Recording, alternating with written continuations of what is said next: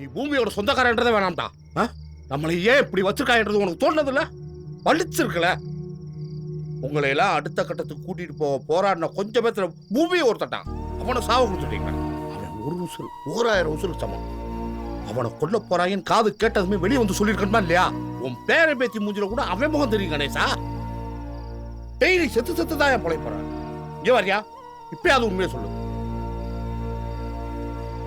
பேசுனது எனக்கு தெரியுமே, ஆனா அப்படி நடக்கும்ன்றது எனக்கு தெரியாது.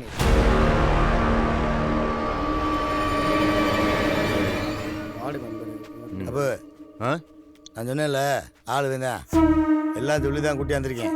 இதை சித்தப்பமே நம்மகிட்ட தான் வேலை பார்க்குறேன். நம்ம கடமைப்பட்டவங்க தான். டேய் நீங்கள் பேச நல்லது. ஏய் பேசிட்டு கூப்பிட்றேன் போடா. வா. நல்லா இருக்கியா? வீட்டில் எல்லாம் எப்படி இருக்காங்க? சொல்லிருப்பாரு பூமி எதுக்கு இறங்கி இம்புட்டு வேலையும் பார்க்குறான். தெக்குப்பட்டி பொது ஏரியா, எப்போ வேணா ரிசர்வா மாறுன்னு அவனுக்கு தெரியும். அதனால தான் இறங்கி இம்புட்டு வேலையும் பார்க்குறான். காசு பணம் செலவு பண்ணாமையே எம்பிட்டு வேற சம்பாதிச்சு வச்சிருக்கான் பாத்தியா? இப்பவே உங்க ஏரியாவுக்கு ஒரு எலெக்ஷன் வருதுன்னு வையன், பிரசிடென்ட் பதவிக்கு நிக்க தகுதியான ஆளு யாரு? பூமி. அவனை விட்டு அடுத்து நீதானே. அது உனக்கே தெரியாம இருக்க.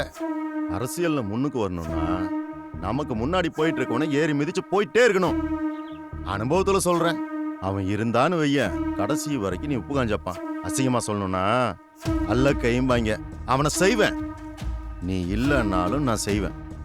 பிரசிடென்ட் தங்கமுத்து அப்படின்னு பேர் போட்டு பாரு. நல்லா இருக்கா? அட காசு பணத்தை நான் செலவு பண்றேங்க. சனத்தெல்லாம் உனக்கே ஓட்டு போட வைக்கிறேன்.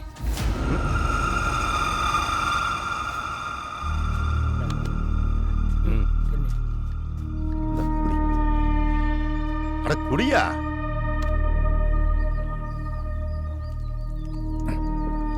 நல்லா இருக்கு. தங்கமுத்து பிரசிடென்ட். பூமியே, பூமியே இல்ல.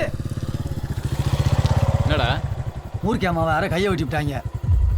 என்னடா சொல்ற? ஆமா, நீ தான் வெட்டி விட்டுன்னு சொல்லி ஊரே பேசுது. நீ வேற அந்த லவ் மேட்டில் போன வேற எடுக்கலையா? மூர்க்கியம் கூட நம்பிருச்சு. அதான் மூர்க்கி அப்பா பம்ப் செட்டில் இருக்காரான், உன்னை கூப்பிட்டு வர சொன்னார். வா வந்து ஏரியா ஒரு நம்மளா செஞ்சா அது என்னன்னு பேசிருந்தேன். செய்யாத ஒருத்ததுக்கு நம்ம அதுக்கு பலி சமக்கணும். இன்னைக்கு பேசி முடிவு பண்ணி பண்ணேன். இப்படியே விட்டா சரி வராது.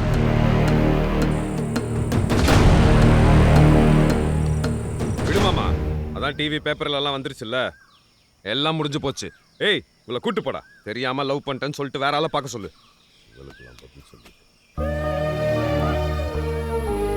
போடி.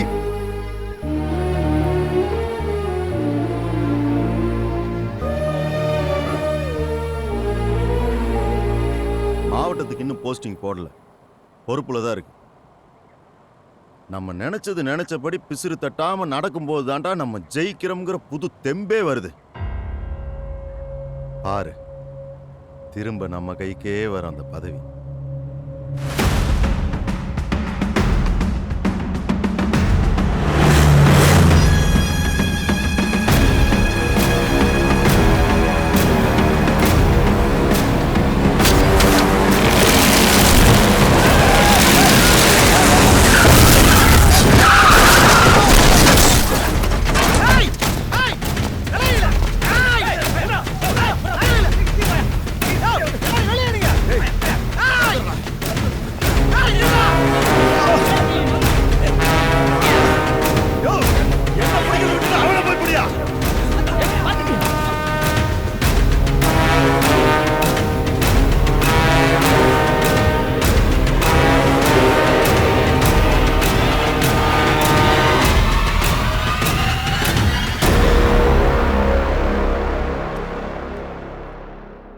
எதுக்கு உங்க கூட மூர்க்கன் சண்டை போட்டா?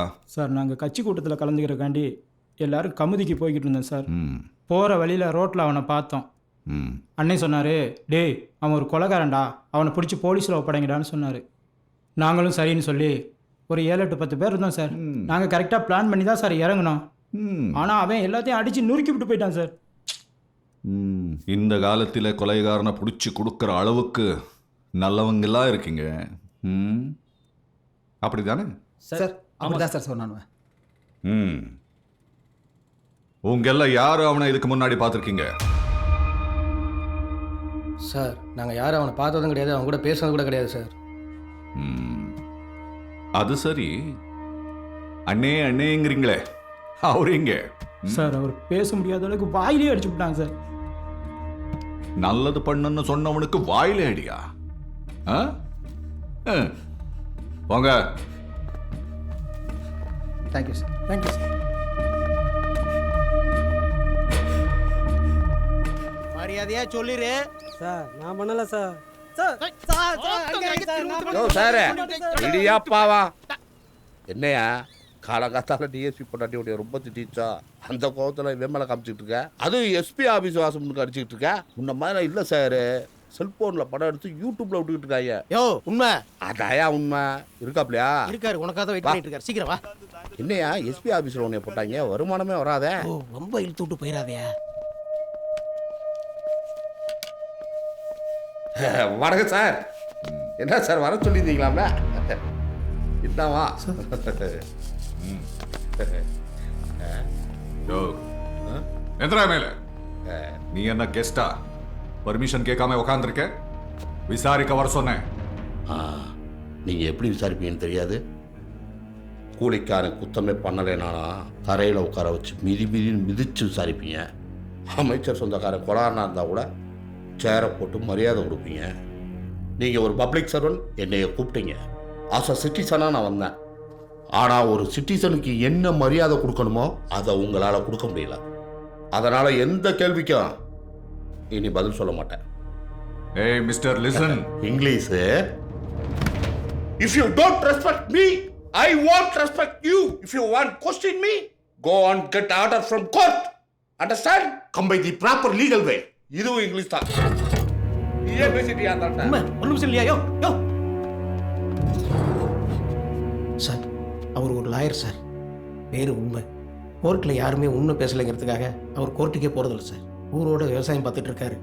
ஊருக்குள்ளே இருக்கிற பல சங்கங்களுக்கு அவர் தலைவராக இருக்கார் சார். சார்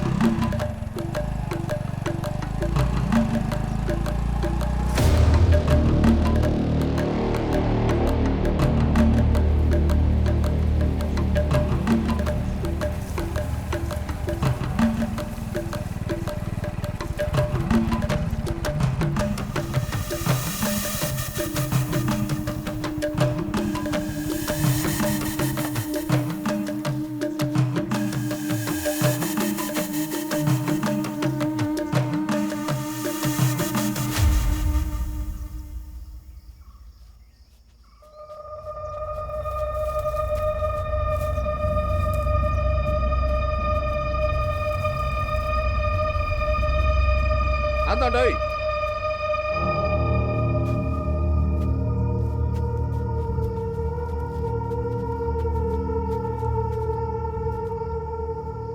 போலீஸ் நாலா பக்கமும் சுற்றி போட்டுட்டு தான் இருக்கு.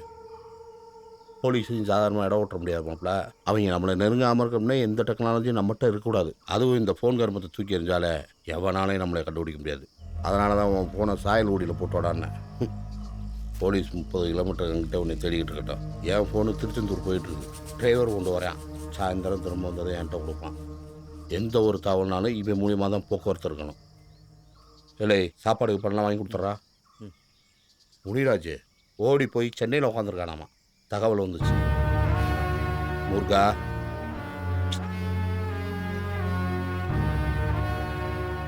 இசைய முடிகிறவனே கொஞ்சம் பொறுமையாக இருக்கு. இதுக்கிடையில் நம்மூர் ஆளுங்க 2 தரப்பும் சேர்ந்து குதிரை எடுப்புக்கு ஆற்றுல மண் எடுக்க போகிறாங்க. 27 வருஷமாக எந்த சட்ட சச்சரவும் இல்லாமல் இருந்த ஊர் ஒரு தடவை ஒரு கல்யாணத்தினால திருவிழா சண்டையில் முடிச்சு. ஆனால் இப்போ நடந்த கலவரத்துக்கும் உசுறு போனதுக்கும் மூர்கேன்னு உன் பேர் தான் சொல்கிறாங்க. நாளைக்கு எவன் ஆற்றுல மண் எடுத்தாலும் 2வது வரவே வம்பெடுத்து சண்டை இழுப்பான்.